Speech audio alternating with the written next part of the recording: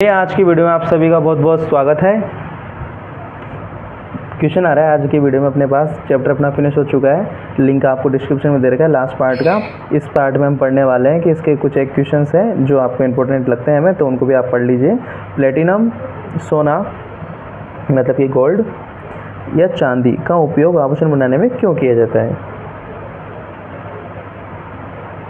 क्यों किया जाता है? देखिए आंसर इसका प्लेटिनम, गोल्ड, अर्जेंटम का उपयोग आभूषण बनाने में होता है क्योंकि ये धातुएं ऑक्सीजन व जल के साथ क्रिया नहीं करती हैं। इन धातुओं की क्रियाशीलता क्या होती है बेटा? बहुत ही कम होती है, जिसके कारण इन पर किसी भी प्रकार की परत नहीं चढ़ती है, इसलिए इनके आभूषण बनाए जाते हैं। क्या कैसे बनाए जाते हैं, क्यों बनाए जाते हैं? क्योंकि इनके आभूषण इसलिए बनाए जाते हैं क्योंकि ये धातुएँ ऑक्सीजन व जल के साथ अभिक्रिया नहीं करती हैं, ठीक है, जिसके कारण इन पर किसी भी प्रकार की परत नहीं चढ़ती है, इसलिए इनके आभूषण बनाए जाते हैं। क्या अगला क्वेश्चन आ रहा है आपके पास। एल्यूमिनियम अत्यंत अभिक्रियाशील धातु है, क्रियाशील धातु है, फिर भी इसका उपयोग खाना बनाने वाले बर्तन में के लिए किया जाता है, क्यों? देखना, एल्यूमिनियम धातु अत्यंत अभिक्रियाशील धातु है, परंतु यह ऑक्सीजन के साथ धीमी गति से क्या करती है? क्रिया करता है, तथा न तो यह ठंडे जल के साथ क्रिया करता और न ही गर्म जल के साथ क्रिया करता। यही कारण है कि इसका उपयोग खाना बनाने वाले बर्तन में किया जाता है। सीधा सीधा कि ये ठंडे जल के साथ भी क्रिया नहीं करता और गर्म जल के साथ भी क्रिया नहीं करता, इसलिए एल्यूमिनियम का उपयोग अपन क्या करते हैं? बर्तन बनाने में भी करते हैं। एक अपने पास टेबल है, देखना, कुछ आयनिक यौगिकों की गलनांक एवं क्वथनांक आपके बुक में भी दे रखी है। देखना, NaCl का गलनांक कितना होता है? 1074 केल्विन। ये दोनों मान अपने पास क्या है? केल्विन है। क्वेश्चन पूछे जाते हैं यहाँ से भी। क्या NaCl का गलनांक क्या होता है? 1074।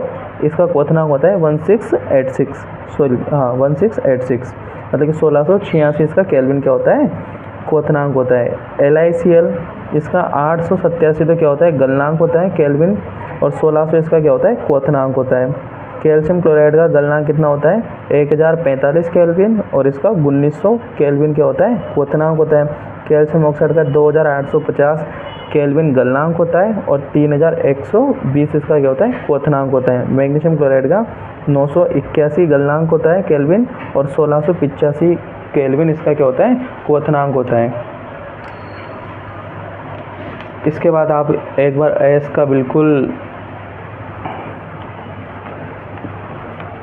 ब्रीफली इसका क्लासिफिकेशन देख लीजिए, इसका वर्गीकरण किस किस प्रकार से है। ये चार्ट भी कई बार पूछा गया है बोर्ड में। तो अयस्क का सांद्रण 3 प्रकार में होता है। उच्च अभिक्रियाशील धातुएं, मध्यम क्रियाशील धातुएं और निम्न क्रियाशील धातुएं। पहले निम्न क्रियाशील को समझना। निम्न क्रियाशील धातुएं किसमें होती हैं? सल्फाइड एस के रूप में होती हैं, जिसको भर्जन की क्रिया के द्वारा, भर्जन क्रिया क्या होती है कि वह क्रिया जिसमें क्या है? ऑक्सीजन की, सल्फाइड एस्को को ऑक्सीजन की उपस्थिति में गर्म करके वात्या भट्टी या परावर्तनीय भट्टी में अत्यधिक टेम्परेचर पर गर्म करके ऑक्साइड के रूप में बदला जाता है, तथा इस क्रिया में क्या होती है? सल्फर डाइऑक्साइड गैस बाहर निकलती है। ये तो होता है भर्जन, और इस क्रिया के द्वारा अपन क्या कर लेंगे? धातु प्राप्त हो लेंगे। तो इस प्रकार से इसका परिष्करण हो जाता है। इसके बाद आता है मध्यम अभिक्रियाशील धातुएं। ये 2 प्रकार के अयस्क होते हैं, इसमें कार्बोनेट एस और सल्फाइड एस। सल्फाइड एस वापस वही भर्जन की क्रिया के द्वारा धातुओं का ऑक्साइड अपचयन वगैरह हो जाएगा।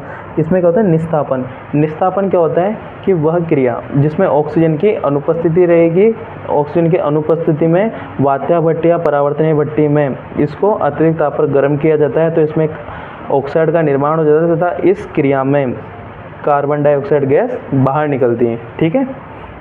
फिर इसके बाद क्या, धातुओं का वापस ऑक्साइड में चयन हो जाएगा, फिर अपचयन करा देंगे और धातु का शोधन हमारे पास यहाँ पे प्योर धातु प्राप्त हो जाएगी। उच्च क्रियाशील धातुएं क्या होती है? अपने देखा है कि भाई ये सल्फाइड एस्को में और कार्बोनेट एस्को में होती है, ये सल्फाइड एस्को में ये ऑक्साइड के रूप में होती है। पढ़ाया भी अपन ने क्या पिछली वाली वीडियो में। तो क्या करते हैं? गलित धातु का विद्युत अपघटन कर देते हैं और उससे क्या कर देते हैं? शुद्ध धातु प्राप्त कर लेते हैं। किस विधि द्वारा? विद्युत परिष्करणीय विधि के द्वारा यहाँ पे अपन को पास शुद्ध धातु प्राप्त होती है। इस चार्ट को बिल्कुल आप बुक से भी नोट कर सकते हैं और यहाँ से भी स्क्रीनशॉट लेके आप इसको उतार सकते हैं। क्या अगला क्वेश्चन है आपके पास, आपने तांबे के मलिन का मतलब है गंदे मलिन बर्तन को नींबू या इमली के रस से साफ करते हुए अवश्य देखा होगा। ये खट्टे पदार्थ बर्तन को साफ करने में क्यों प्रभावी होते हैं? तो देखिए, तांबा वायु में उपस्थित आर्द्र CO2 को, जो CO2 है उसके अंदर आर्द्र CO2 से अभिक्रिया करके बेसिक कॉपर कार्बोनेट बनाता है, जिसके कारण बर्तन मलिन हो जाते हैं। क्या हो जाते हैं? बर्तन गंदे हो जाते हैं। जब बर्तन को नींबू या इमली के रस से साफ करते हैं तो इसमें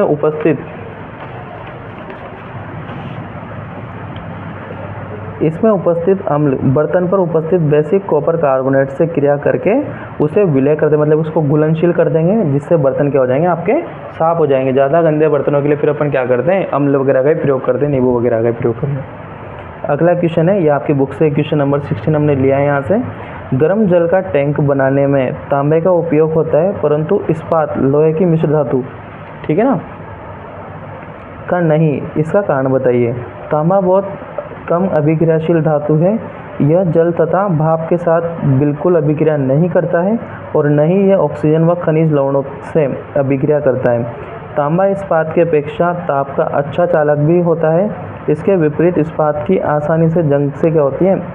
आसानी से जंग लग जाता है। इसलिए गर्म जल का टैंक बनाने में तांबे का उपयोग किया जाता है। एक बार फिर देखना, तांबा बहुत कम अभिक्रियाशील धातु है, ठीक है।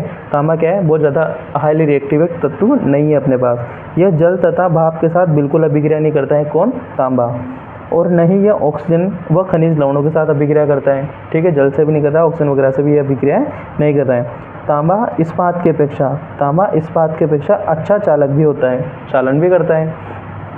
इसके विपरीत इस्पात में आसानी से क्या हो जाता है? जंग लग जाता है, ठीक है, जंग लग जाता है। इसलिए गर्म जल का टैंक बनाने में तांबे का उपयोग करते हैं। इसी के साथ आपका ये चैप्टर कंप्लीट हो गया। हमने कुछ क्वेश्चंस भी इसमें करवा दिए हैं।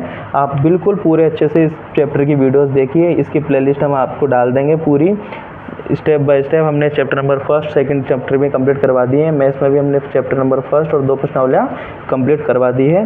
चैनल पे बने रहिए, लाइक शेयर सब्सक्राइब करते रहिए। बिल्कुल जीरो से लेके वीडियो देखिए हमारी स्टार्टिंग से। आपको मैथ्स साइंस की बहुत अच्छी नॉलेज यहाँ से मिलने वाली है और बोर्ड्स एग्जाम में आपके बेटर से बेटर 100 नंबर मार्क्स आएंगे आपके 100%, अगर आपने अच्छे से पढ़ा है।